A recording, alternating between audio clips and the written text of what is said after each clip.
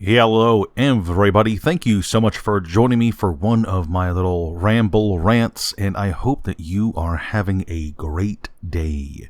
Yesterday, Wizards of the Coast produced the Planeswalker's Guide to Duskmourn, and I'm going to give my thoughts on this article, having given it a brief read through, and, I'm glad you joined me for this discussion. Let's dig right in. First off, I want to say that Emily Tang, the author of the article, did a good job in writing it overall. Most of the passages are easy to follow, nothing is poorly written insofar as I can find, and I really like some of the flavor details of the survival journals sprinkled throughout of the various survivors. It's pretty fun stuff, but let's get into the nitty-gritty of it, shall we? First off, the article explains that Duskmourn is not a plane, at least not a typical one. Duskmourn is a house that is fused with the demon Valgavoth, and that demon has kind of extended his influence over the house, over the entirety of whatever the plane used to be, merging the building and the plane into one unholy monstrosity that he kind of controls at his own whim, and he uses this planar house, house of horrors, as you would, to feed his endless hunger for fear. You see, Duskmourn opens up doors throughout the multiverse, initially with great difficulty, but now that omen paths are a thing, quite easily. These doors lure in visitors from other worlds, who are then subjected to the nightmares and horrors of Duskmourn itself, and their fear cycles back into Valgavoth, who is ever growing stronger because of it. The article then goes on to explain the various biomes found within the building, because this is an expansive place, so it has a lot of different kinds of rooms, all with mergings of inside and outside. You have libraries with puddles of water formed from waterfalls. You have giant chasms in the basement. You have a forge that is basically one giant lava room. It's absolutely insane. Most impressive, I think, are the Hauntwoods, which are a kind of inner forest with doors all over the place, and it's a neat little location, but the article puts a lot of emphasis on the below, which is the residence of the demon himself, and it's located somewhere below the house itself, underneath the original basement.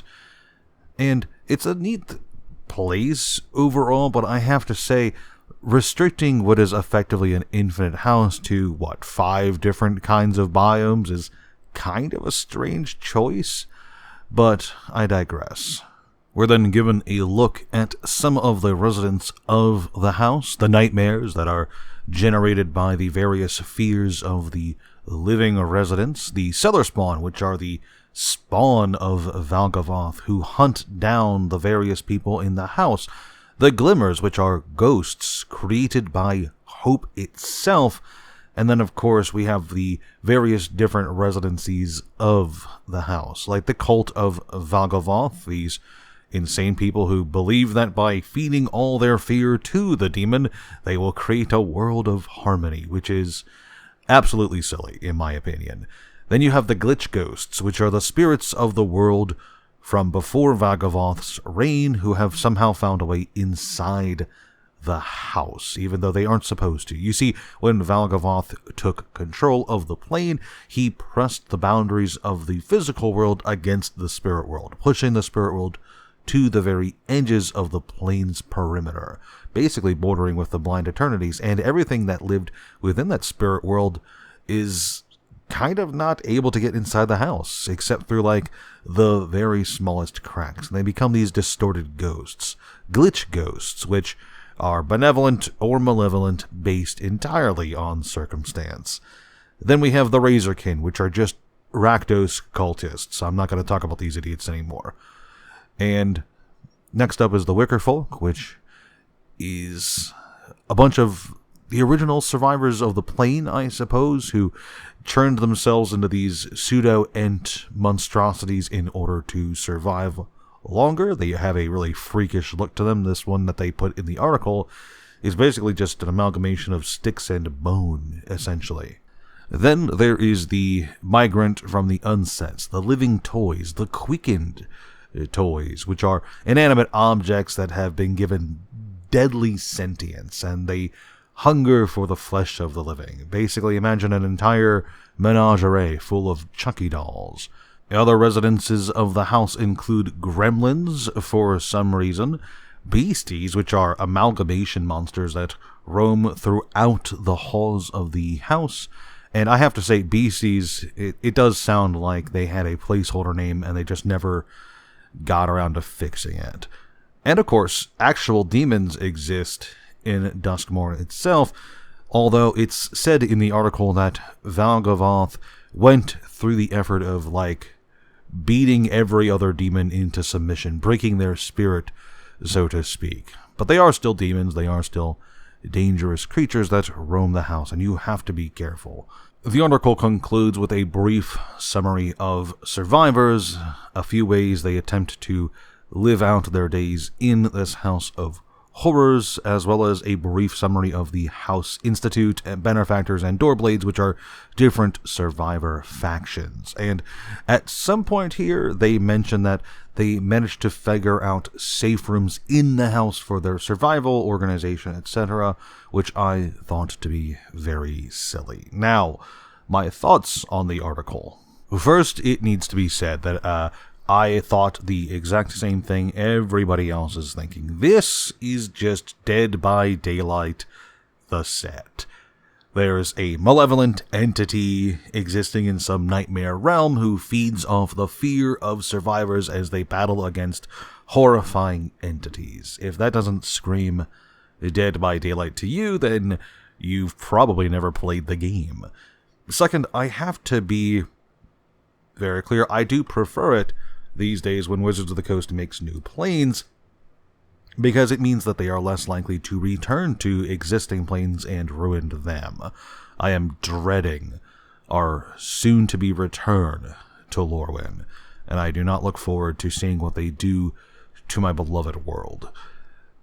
Next, I have to say, even with the idea of them making new worlds, Duskmourn feels very sterile.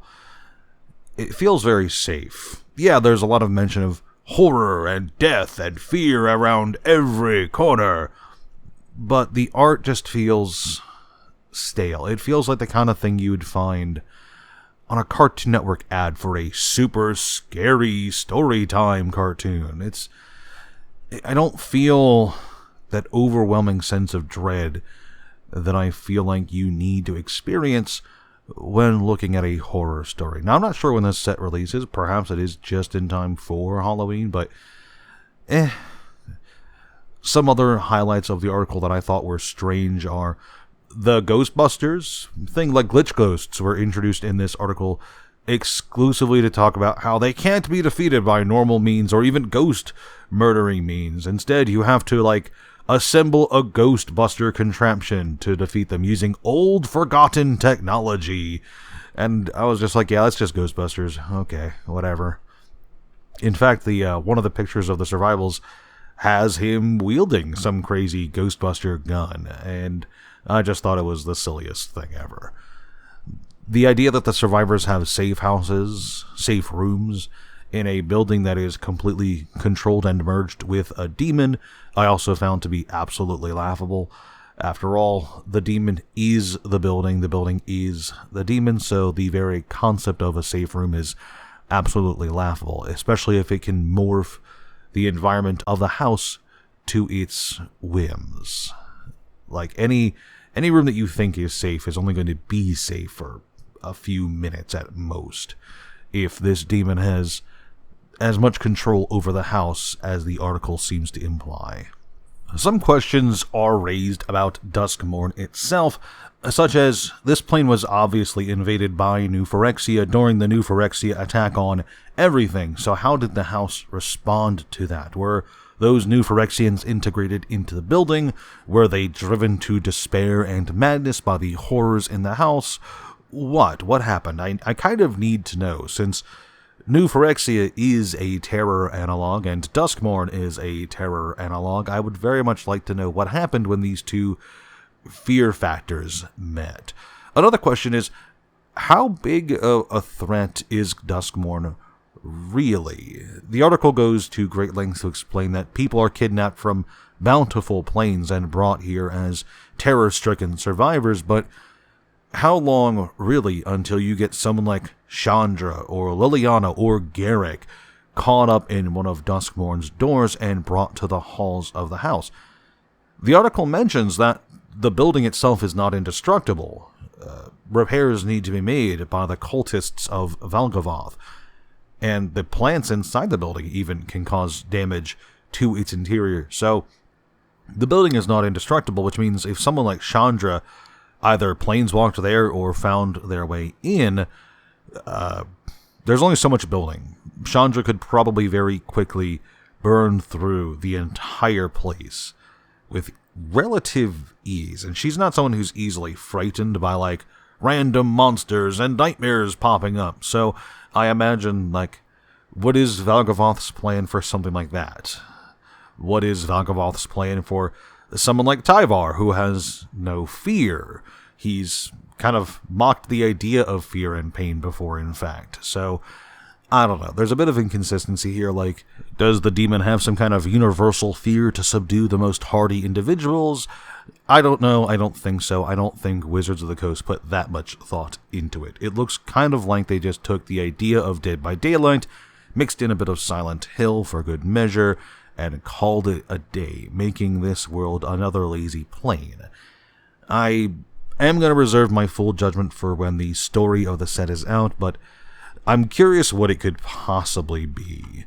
If the story of Duskmourn is a story of the last ragtag group of survivors of a dead world struggling against the demon that killed all their friends and family, I think that could be, in theory, a really good story, but I am terrified of the idea that this could be another potentially decent plane ruined by the injection of planeswalkers. Planeswalkers are Magic the Gathering's superheroes. They, most of the time, have disgustingly stupid plot armor.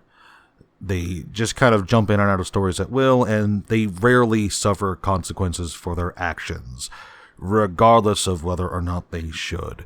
So, the idea of, I don't know, I think if Chandra, for example, showed up in Duskmourn, it would kill any interest I might have had for the story, because we know that she's just going to burn her way through the place and punch Valgavoth in the face.